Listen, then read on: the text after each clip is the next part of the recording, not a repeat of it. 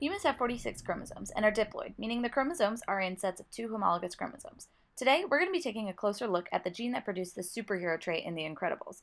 We will be using upper and lowercase I to represent the alleles at this particular locus. Big I produces the wild-type phenotype, which is no superpowers. Big I produces a phenotype of 1 superpower. This can be observed in characters such as Mr. Incredible or Elastigirl.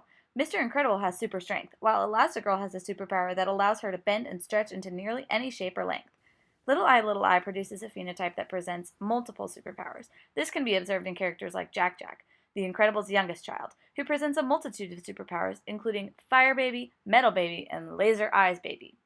The population we will be observing is going to be 100 individuals on this island, Nomanistan, which in the movie is where Syndrome's evil headquarters is located.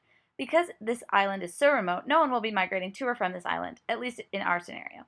Unlike in the movie, if you're familiar with it, only random mating will occur, which means marriage and choice in mating partner have been taken out of the scenario. The genotype array is as follows: Big I, 81, Big I, 18, Little I, 1. If we divide the number of individuals with each genotype by the total number of individuals, we will get the genotype's frequency, shown on the far right here. To calculate the allele frequency for each allele, we can take the square root of the homozygous frequency, or we can divide the number of dominant or recessive alleles by the total number of alleles. In both cases, we discover the frequency of big I to be 0.9 and the frequency of little I to be 0.1. This population satisfies the Hardy-Weinberg equation of p squared plus 2pq plus q squared equals 1, under the assumptions of an infinitely large population, random mating, no selection, no migration, as well as no genetic mutation.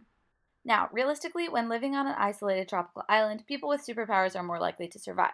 So, we will observe directional or additive selection here favoring the little I genotype and putting big I at the disadvantage for survival.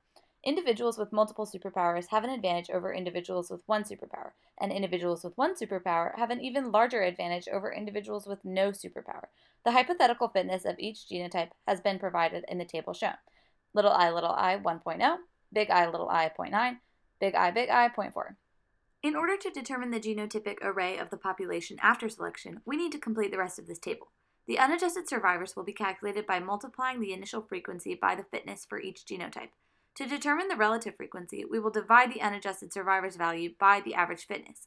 The average fitness is simply the sum of all fitness values. So we can fill out the adjusted survivors row here, and then calculate the relative frequency for each genotype after selection. To calculate the allele frequencies after selection, we will again take the square root of the new frequencies for both homozygous genotypes. As you can see, a significantly higher percentage of the alleles are recessive compared to before selection. Over an infinite number of generations, the dominant allele would eventually be eliminated from the population.